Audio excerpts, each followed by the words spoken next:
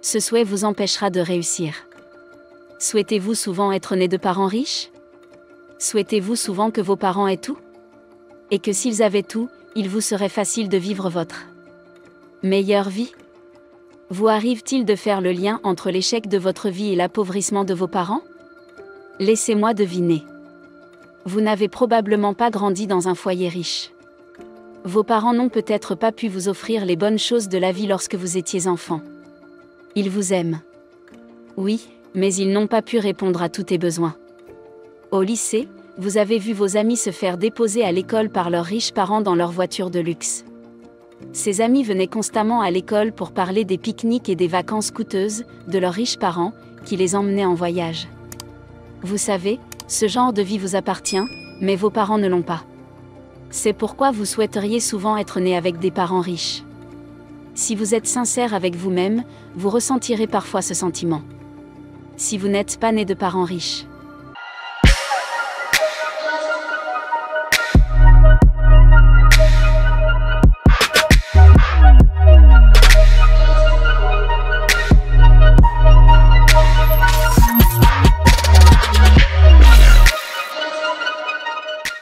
Pour ma part, je ne peux pas me voiler la face. Parce que je suis passé par là. Il n'en est rien. Je ne suis pas né avec une cuillère en argent.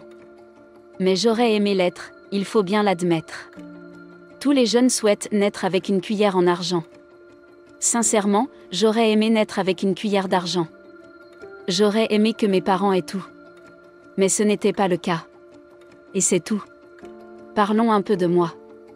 Je suis le deuxième enfant d'une famille de 5. Mon père était un éternel travailleur en rond.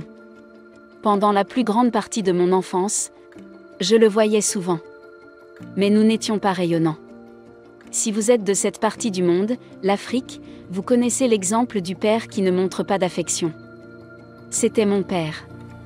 S'il nous aimait ou non, nous ne le savions pas. Il était strict. Il entrait d'un côté et nous courions de l'autre. Nous entendons sa voiture dans la rue. Et nous sommes rentrés dans la maison comme un lapin. L'attention que mon père ne nous donnait pas, nous l'avons eue avec notre mère. Nous ne possédions pas non plus toutes les choses chères. Nous avions quelque chose pour nous aider à nous en sortir. Mais je voulais plus. Je savais que je méritais plus.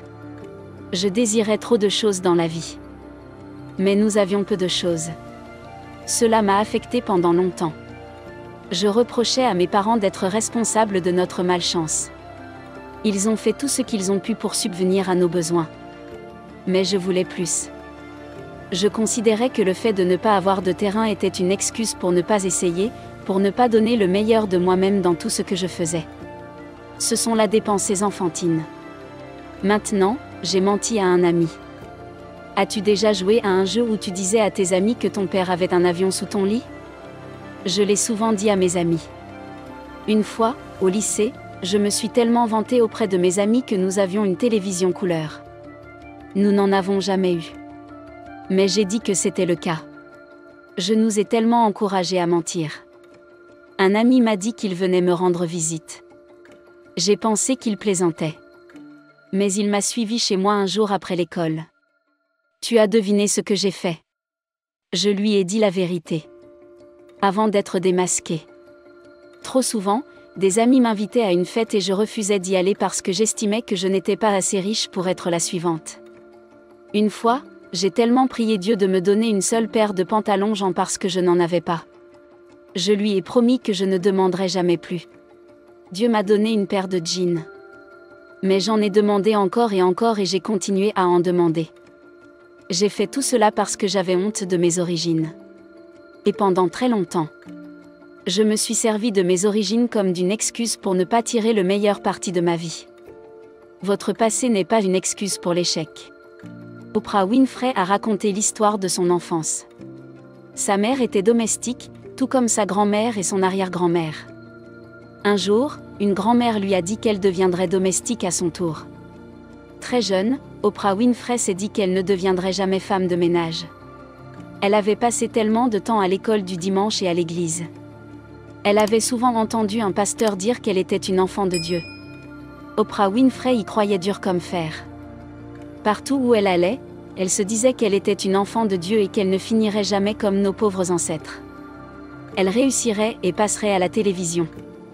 Elle a réalisé ce rêve. Oprah Winfrey aurait pu écouter ses origines. Elle aurait pu dire que ses parents, mais aussi le sol, étaient responsables de son échec, comme le font beaucoup de jeunes, mais elle l'a fait. Au lieu de se plaindre.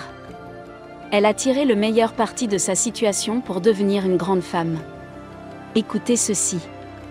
Aujourd'hui, des tas de gens utilisent leurs origines comme excuse pour se droguer et se conduire mal. Mais l'échec ou la réussite de vos parents ne définit pas votre vie. Ta vie est un cadeau que Dieu t'a offert à condition que tu en sois le seul responsable. Alors, oui, il peut être difficile de ne pas être né de parents qui ont réussi. Vous savez, quand on a un tel parcours, on peut penser qu'il ne faut jamais rien essayer de nouveau, qu'il faut rester tranquille et ne rien faire. Puisque vos options sont limitées par rapport à vos amis dont les parents sont riches, n'est-ce pas? Ce n'est pas vrai. Tirez le meilleur parti de vos origines. Ces affirmations vous sont-elles familières? Si seulement j'étais né de parents riches. Nous souhaitons tous la même chose. Mais vous voyez, vous seul pouvez décider de ce que vous deviendrez. Vous ne pouvez plus vous dérober. Mais que tu le veuilles ou non, Dieu t'a donné les meilleurs parents et proches.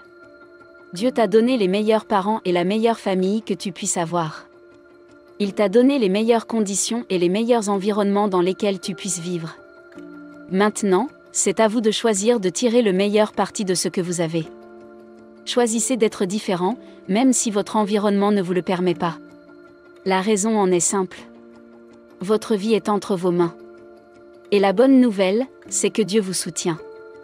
Anthony Robbins n'a jamais espéré que ses parents pauvres surmontent leur pauvreté. Mais il n'a jamais utilisé leur pauvreté verte comme excuse non plus. Dès son enfance, il a décidé qu'il deviendrait riche et qu'il aiderait beaucoup de pauvres, parce qu'il avait lui-même connu l'extrême pauvreté. Il a travaillé dur à l'université, lisant plus de 700 livres, et a réussi. Chaque année à Noël, il donne de la nourriture aux pauvres. Il aurait pu se servir de la pauvreté des esprits comme d'une excuse pour ne jamais se lever. Mais il l'a fait. J'ai regardé un film récemment, et l'un des personnages a dit « Tout semble aller mal aujourd'hui. Mais des jours comme aujourd'hui gardent un homme en haleine pendant longtemps. » S'il répond « N'est-ce pas ? Cela signifie que les choses peuvent sembler difficiles maintenant. Mais tu devras savoir que tu es un diamant brut. Dieu t'a donné les meilleurs parents que tu puisses avoir. Accepte ce que tu es et grandis grâce à lui. Avec le recul, j'aime mes parents pour leur sacrifice, leur amour et tout ce dont ils ont besoin. Mon père m'aimait vraiment. Et il me l'a montré d'une manière que je n'ai pas tout à fait comprise à l'époque.